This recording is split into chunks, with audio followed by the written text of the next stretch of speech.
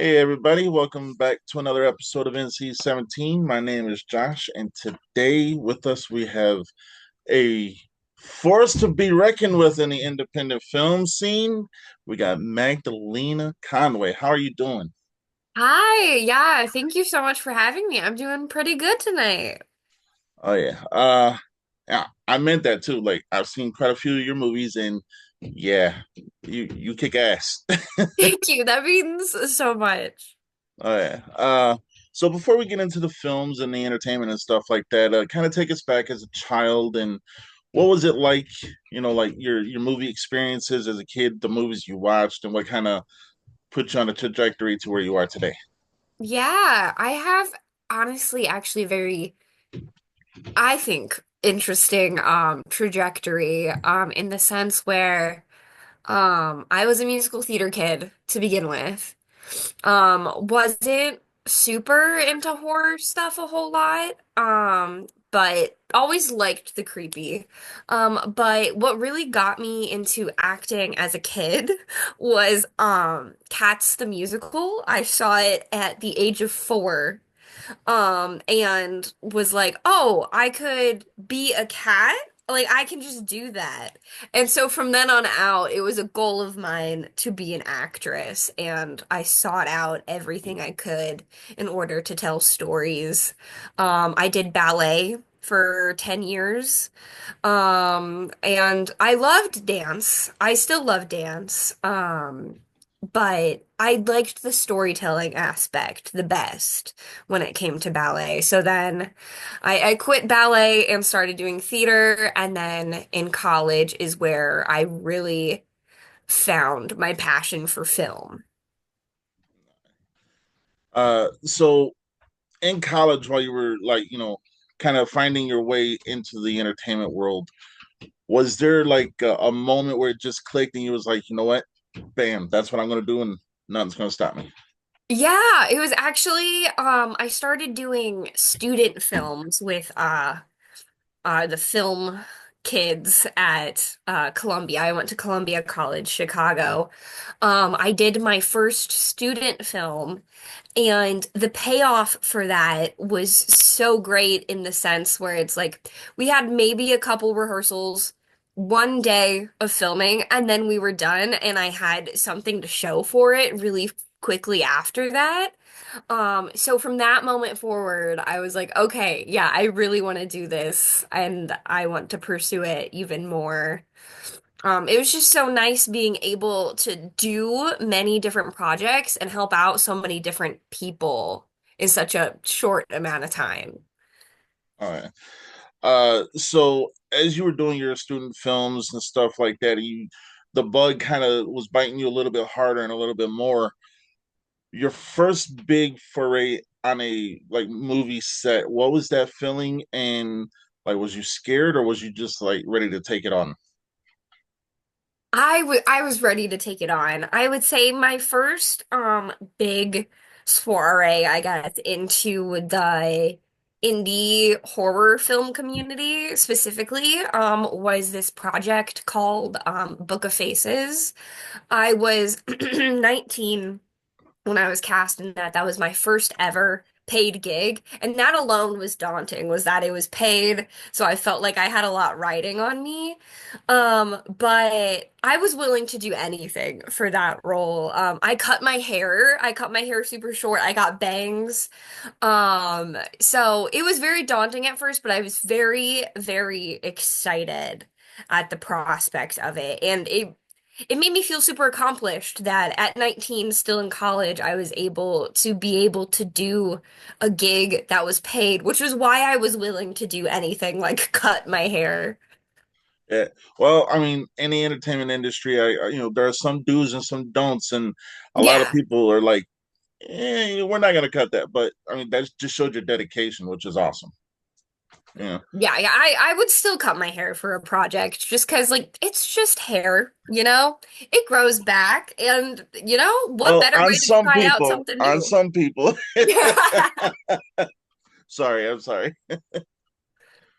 But yeah, no, it's I mean the fact that, again, that shows your character to who you are because you're willing to what some will never do, you're willing to do, you know?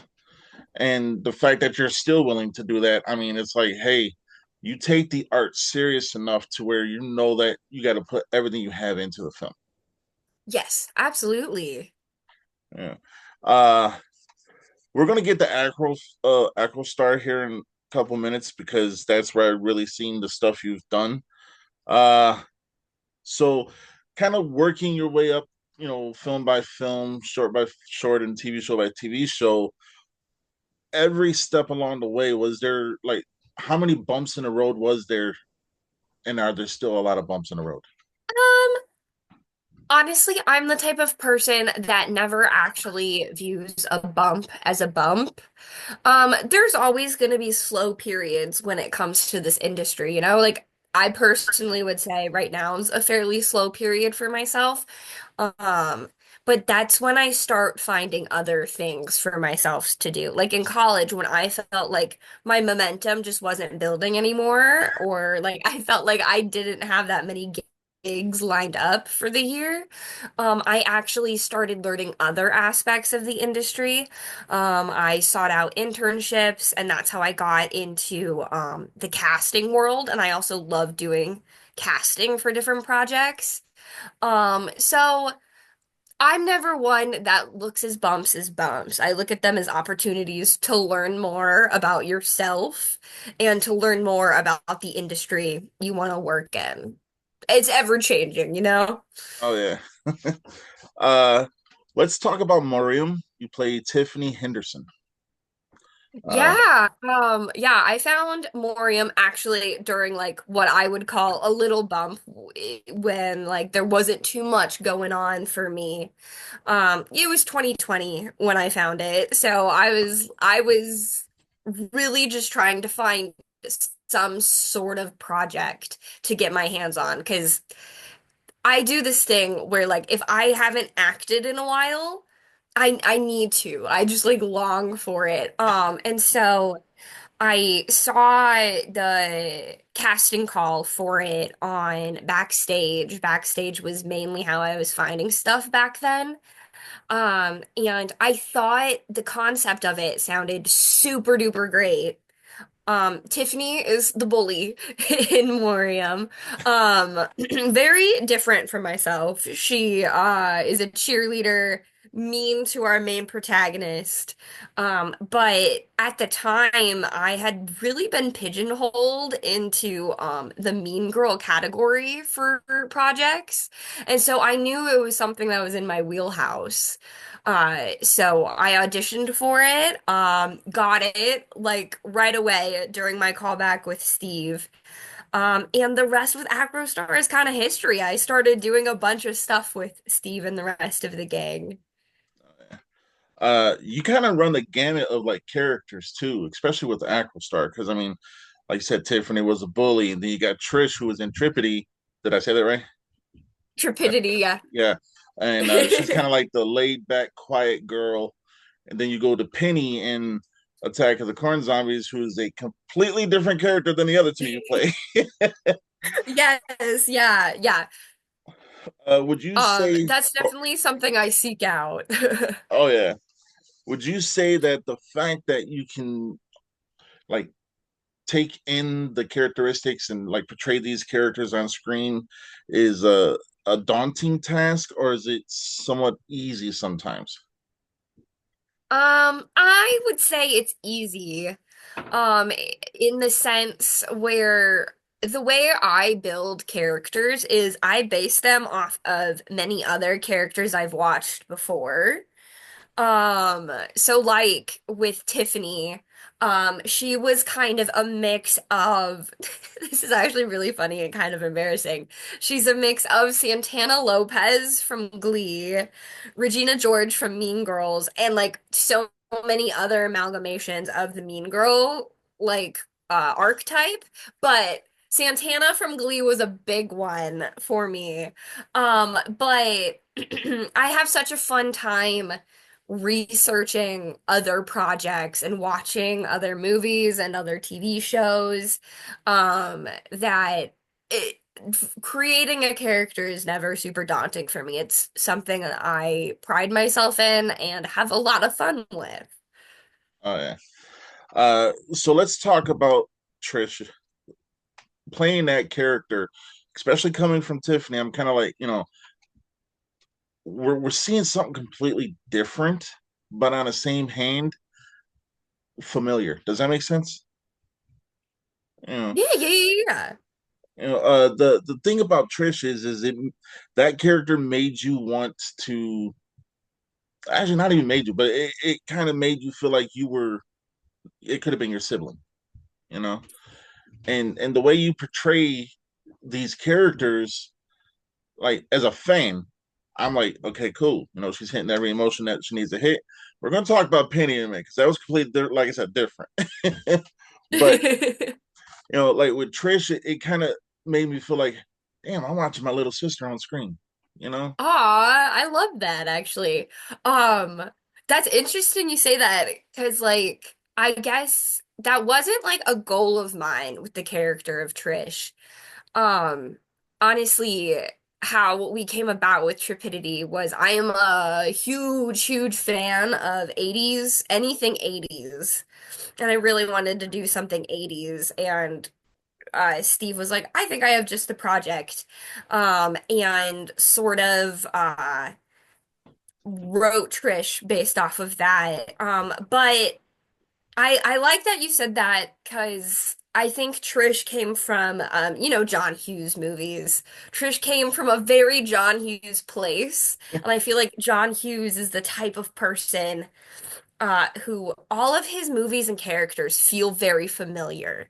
So I absolutely love that you said that because I feel like that means I did my job. Okay, we have to talk about Penny. Yes, yeah. Uh, First off, Attack of the Corn Zombies was an excellent movie.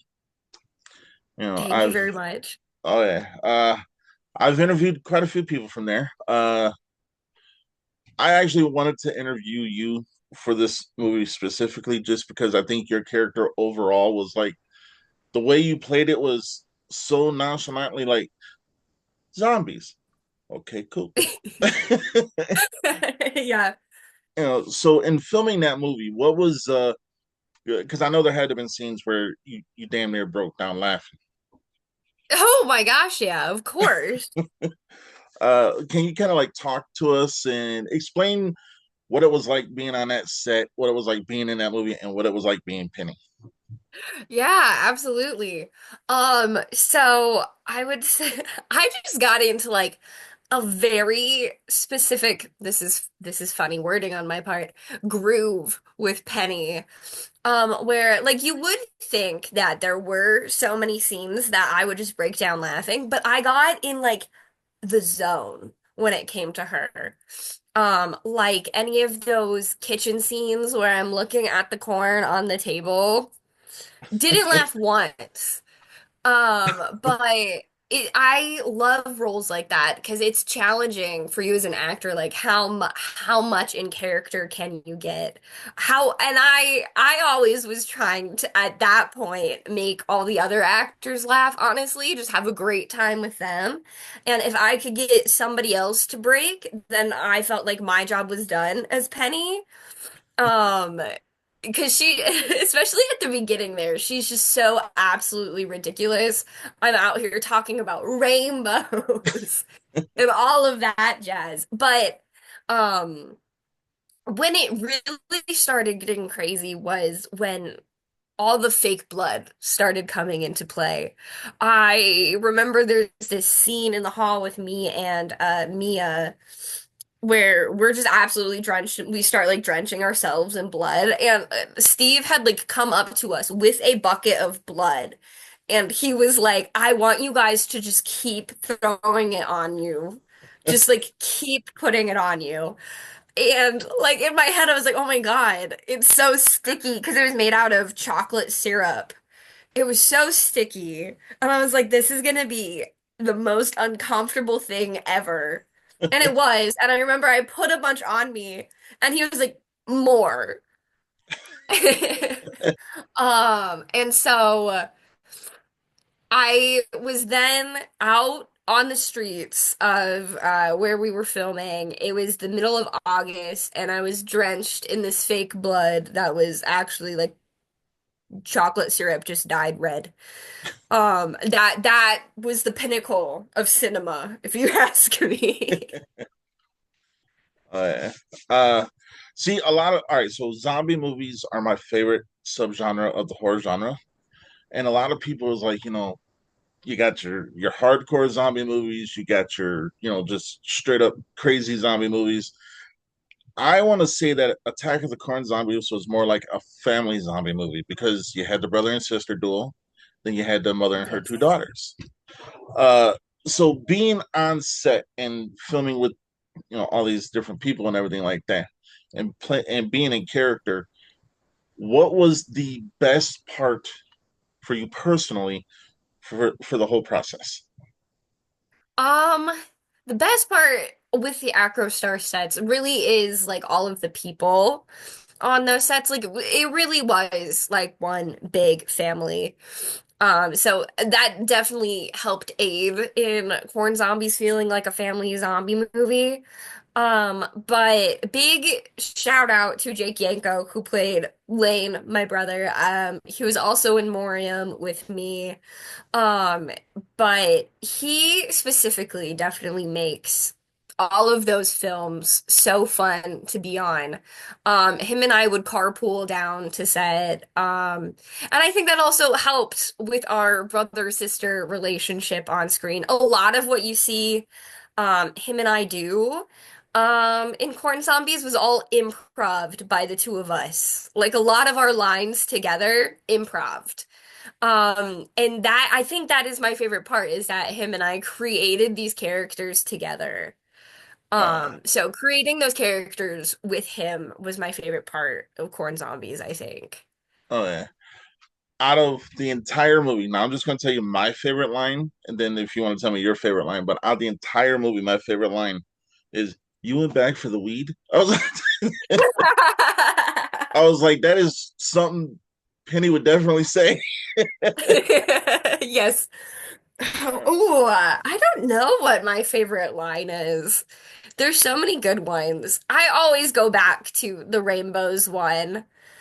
That whole li living room sequence with Mia and Jake, where I'm just completely out of it. I think that is my favorite part. And it was so fun for me because I never get to do stuff like that. Yeah. Uh, so with the movies you've had that you've done so far, and just all the projects you've been a part of, was there one specific moment where it was like, damn, this is awesome, and it came over way better than what you thought it was going to? Yeah, it was actually an Acrostar project. It came from somewhere is definitely the first film I ever felt that way about because we just had so much fun filming that one. And the reception that one's gotten, along with Corn Zombies, but I think the reception we've gotten from Corn Zombies is partially in thanks to It Came From Somewhere. I just was not expecting so many people to really resonate with a 1950s creature feature like that. Like I was like, this is super fun. It was super fun acting in the 1950s style. But I guess in my head I was like, there's no audience for this. But it was so cool to see Acrostar's audience just grow from there. And then we were able to do Corn Zombies, and then the reception of Corn Zombies was so huge. It's just been such a cool journey seeing how people have liked those films. It was certainly something I was never expecting. You actually won an award for It Came From Somewhere, didn't you? I did, yes. Yeah. Well, little secret, you're even though it came out in 2023, with us here at NC-17, we do a year-end awards, and if we see a movie in 2025, we consider it a 2025 movie. So we saw Attack of the Corn Zombies, and you will be up for an award in the NC-17 awards. I won't, Amazing. That is very cool. I won't tell you which award though, but you will be up for Okay. one. Okay. You know, so is there anything in the future that you may have filmed or that you're going to be filming that you're really excited for? Yes, I've been working with these fantastic folks over at Refinery Films recently. We shot this thing called Grinners last year, and we're trying to make the feature length of Grinners. So I play a horror cooking show host. She's kind of a gothic influencer, which has been super fun. So that one I'm super excited about. I've also been working with this director named Eric Albert Brandstorm. I did a fun project that we shot in 7 hours. Oh, it was less than that. It was 6 hours called Tattletale. He filmed it all on his iPhone. It was in a one-room schoolhouse. And the vibes of that one were super fun, and I hope to keep doing some stuff with him as well because he has such a unique look to his films that makes me super excited. Oh yeah. Uh, so with where you are right now, would you say you're satisfied, or are you still wanting to like just keep pushing out the movies and the series and stuff like that? I mean, I am very satisfied with where I'm at in my career. I'm very proud of where I'm at in my career. I feel like I've come a long way even since I graduated college. But I always work under the guise that I can keep doing more and I want to keep doing more. There's always more out there. So I am absolutely here to keep churning out the projects. Oh yeah. Are there? Because I know you've done casting, directing, and you've done producing. Maybe getting behind the camera and directing. Is that something you'd like Um, to do? Directing is something that scares me, believe it or not. I wouldn't be opposed to it, but I think it's something that's super daunting to me for whatever reason. Uh, well, yeah, it could. I definitely see how it could be because when you're an actor, you're in front of the screen. It's like, hey, you're told to do this. This is what you got to do. When you're directing, it's like you got to do everything. Yeah, yeah, you're in charge. And like I know how film sets run and I know how to keep them organized and how to get a good result. It's just so daunting. Like special kind of person. I don't know if I'm that type of person. Oh yeah. So here's a question: If 30 years down the line, someone comes to you and says, "Hey, we want to make a movie based off of your life," who would you want to play you? Oh, I don't know. I think I would want it to be an unknown indie actress, somebody who's just getting started. Since that's essentially what I am, you know? And I also just wish Hollywood would use more unknown people instead of the same 10 people over and over again. So I would hope it would be someone who doesn't have too many credits under her belt. Uh, it's funny you say that because I've said it, and I'm not gonna stop saying it now.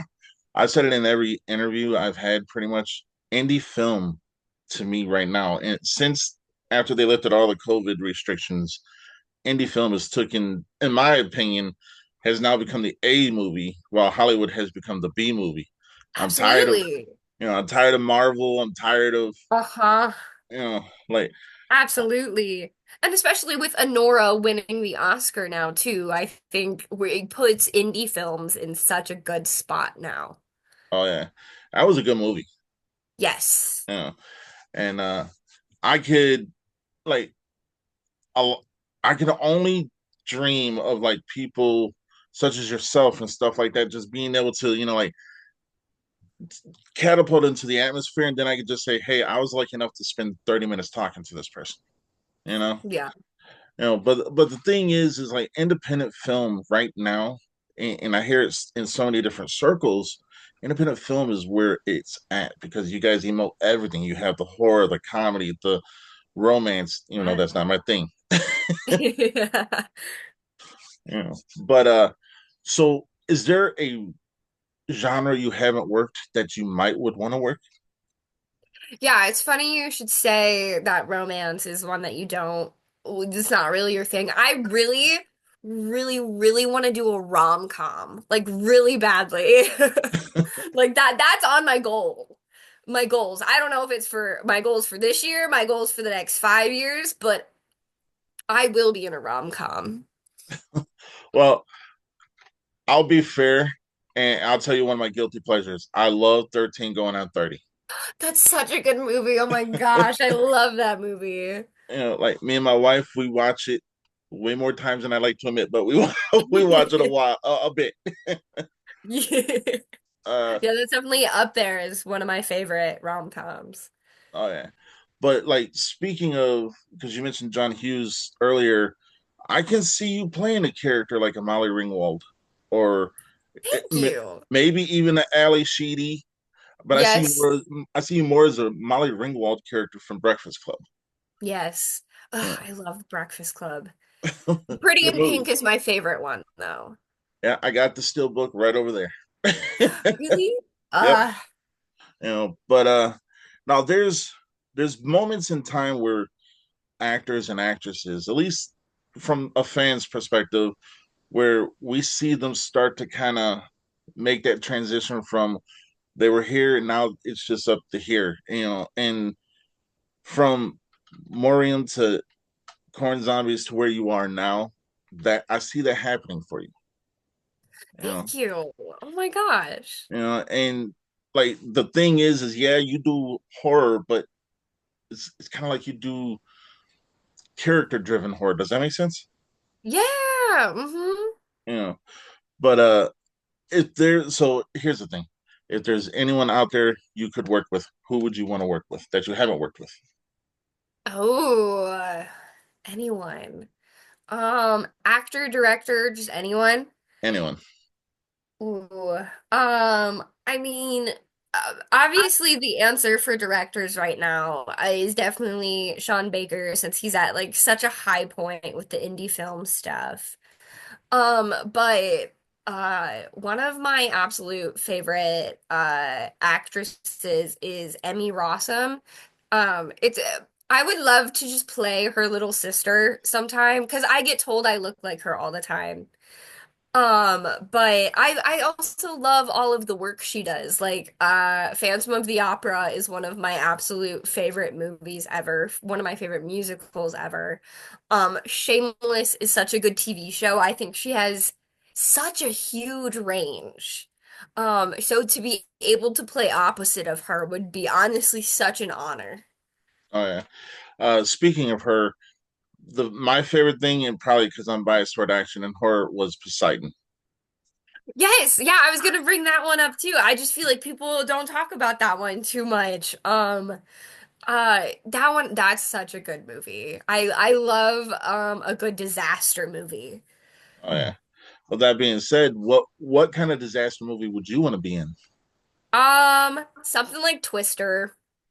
Yeah. I loved the new Twisters movie this past summer. But really any disaster movie. I feel like we don't make enough of them. And they're just so fun, but they really get your blood pumping, you know? Like Poseidon had me stressed out so much of the movie. Oh yeah. Well, speaking of twisters, the main focus of like a lot of people seeing that movie was that the girl from Sabrina, the Netflix Sabrina show. Yes, yeah. Kiernan Shipka. Yeah, a lot of people saw that she was in it. I'm not going to ruin it for anybody who hasn't seen it, but yeah, there's a big twist on that whole thing. But still, Yeah. the fact that you can get people who are from Netflix or Hulu or Tubi or something like that, and that's drawing people in, that speaks volumes. Yes. Yeah. And I can tell you right now, your name is. My wife hates me because I always say, zombie movies are my favorites. Return of the Living Dead being my favorite, but like I always categorize every person who's in a zombie movie. You know, I and love a good ranking.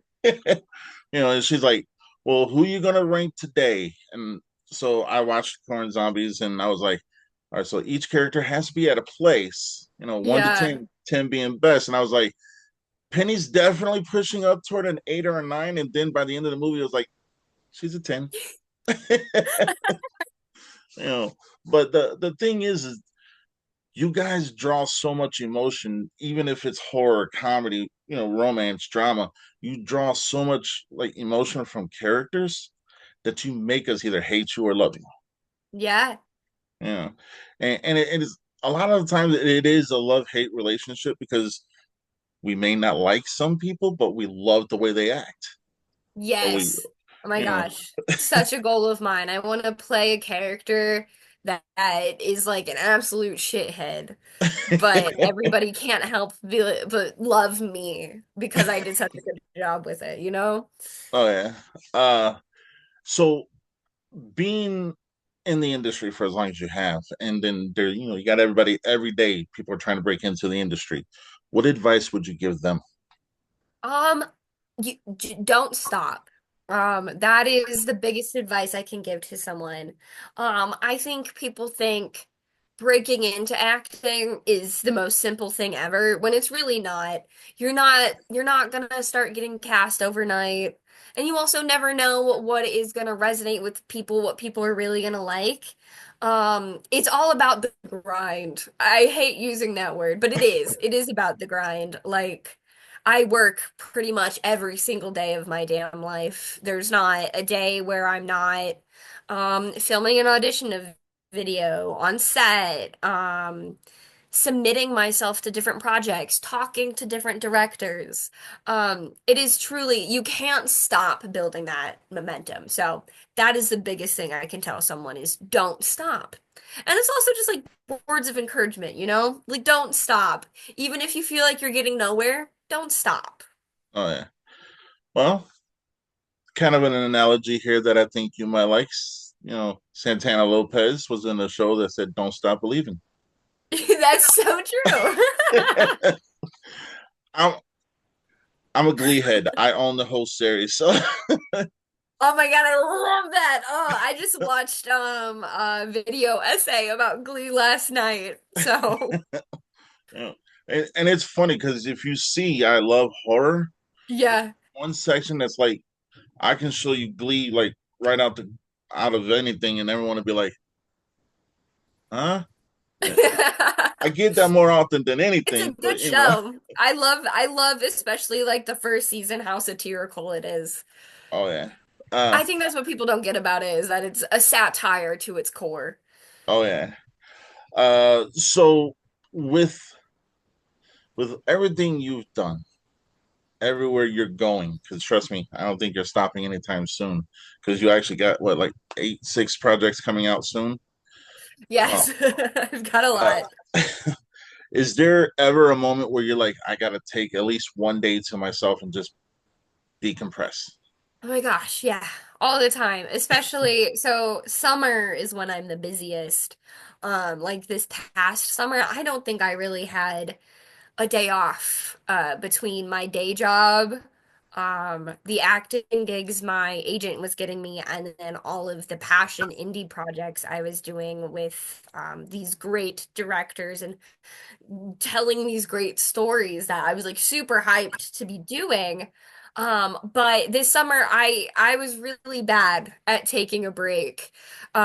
So over the holidays this past year, I sort of took a little break from submitting myself to projects. Even being on set, I wasn't on set like all winter here. Because sometimes you do just need to take that time to yourself, and that's okay. Even if I say don't stop, it's okay to take a breather. You're still working towards the ultimate goal, you know? Oh yeah.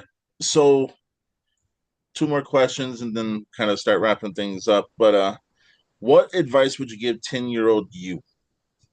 Ooh, I've never thought about this.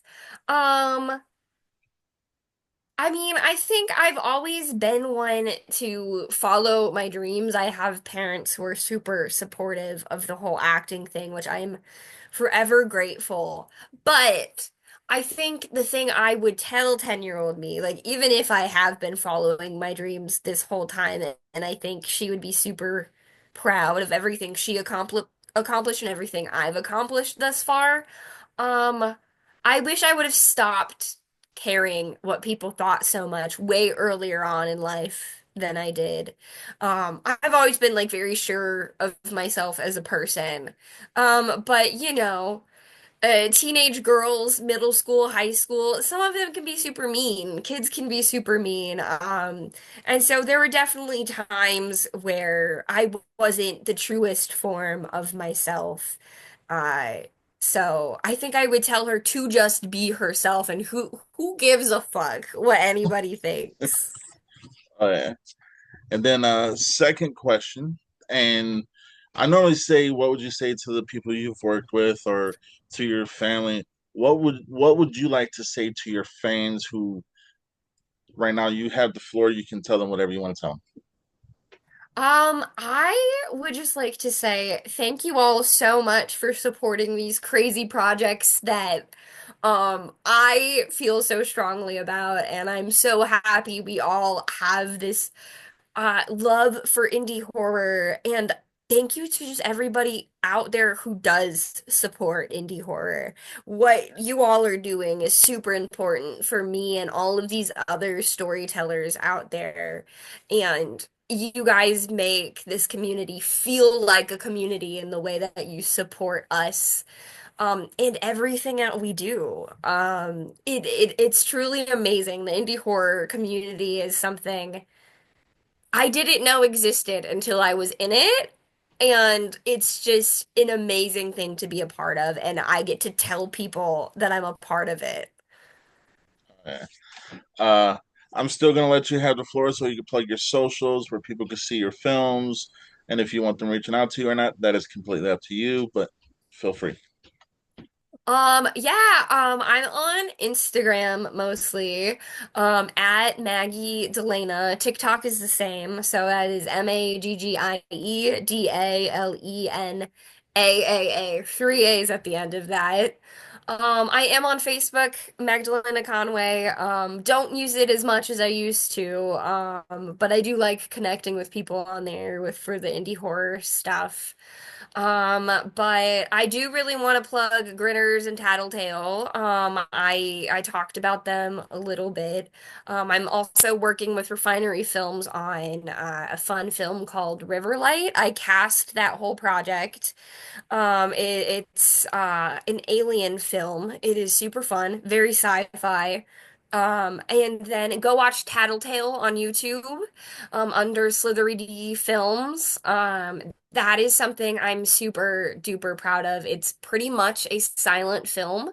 I don't talk a whole lot in it, and so that was like such a huge challenge for me, and it would mean so much to me if people went and checked it out. Uh, uh, well, you say Alien, you kind of remind me of Ripley from Alien. Oh my gosh. Oh, that is wow. That is such a compliment. Sigourney Weaver. Oh yeah. Well, we'll see the. So, all right, give me a minute if you can indulge me. So, with Alien, Sigourney Weaver kind of she ran the gamut. She was happy, she was sad, she was Mhm. angry, she was everything, you know. And throughout your movies, that's where I compare people. Is like, okay, all right. So, Attack of the Corn Zombies, Penny was Penny, but there was little moments of like Sigourney Weaver from Ghostbusters 1 and 2. Yeah. But for like Sigourney Weaver definitely, and you have that thing in common to where it's like when you're on screen, I'm watching no matter what you're doing. So that's meant to be a compliment. So No, that is like a huge compliment. Oh my gosh. that and Clint from Grease Stain Cinema we were talking earlier, and kind of also remind a little bit of Ashley Lawrence from Hellraiser. Ooh, that one, that's fun too. Oh yeah. Highest praise. I really appreciate that. And everybody, please do check out Grease Stain Cinema. That dude's killing it over there. So Sorry, I didn't mean to plug somebody else's stuff, but No, you're totally fine. yeah. But it has been a complete honor and privilege to have you on, and I thank you for accepting the invite.